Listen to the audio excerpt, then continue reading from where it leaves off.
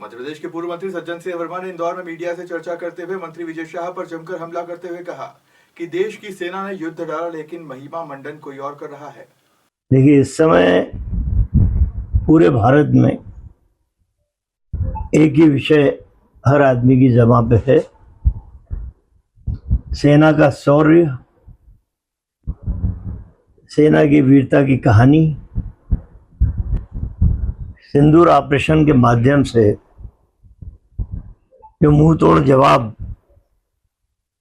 पाकिस्तान की आतंकवादी सेना को दिया, ये इतिहास के पन्नों में दर्ज हो गया है।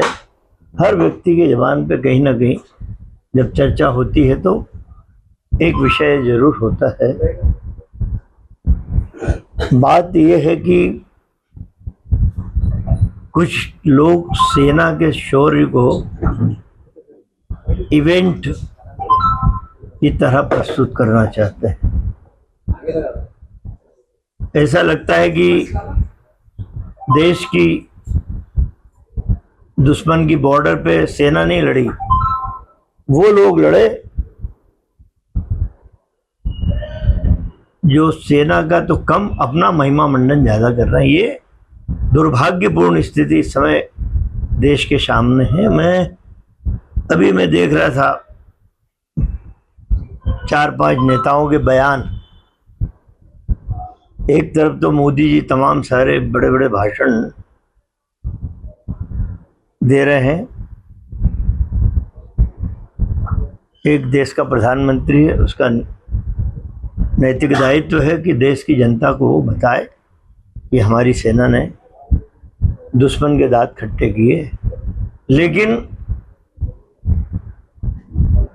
जो उन्हीं के दल के, उनकी पार्टी में कद्दावर माने जाते लेकिन अदने से लोग हैं। मैं तो वी.डी. शर्मा का नाम भी लेता हूँ, विजय शाह, उप मुख्यमंत्री जगदीश देवड़ा जी। आप मोदी जी अपना महिमा मंडन कर रहे हैं, सेना का कर रहे हैं, सेना के लिए धन्यवाद। लेकिन क्या आपका कमांड आपकी पार्टी पर नहीं है? क्या सेना के शौर्य को हम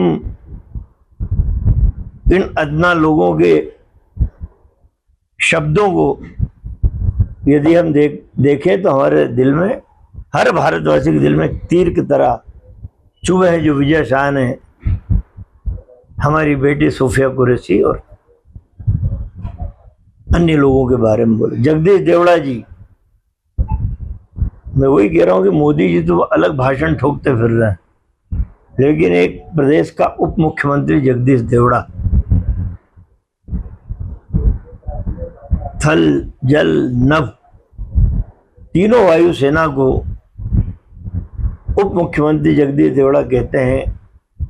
ये सारी सेनाएं भारत की मोदी जी के चरणों में नतमस्तक हैं। क्या इससे सेना का छाती फूलेगी? क्या इससे, इन शब्दों से सेना गर्व की अनुभूति करेगी? जिस सेना ने दमदारी से आतंकवादी देश पाकिस्तान के दांत खट्टे किए, क्या नरेंद्र मोदी में इतनी ताकत नहीं है? 56 इंच का सीना तो मैं नकली मानता हूँ। क्या इतनी ताकत नहीं कि छुट भैया नेताओं को अपने पदों से हटा दें? वी.डी. शर्मा साहब बोल रहे हैं कि बीजेपी ने अभी वो तिरंगा यात्रा निकालना आरंभ की तो देश में देशभक्ति का वातावरण बना। तुम जैसे कई आए और कई चले गए वी.डी. शर्मा। इस देश में आज भी कुछ उंगली पे गिन लूं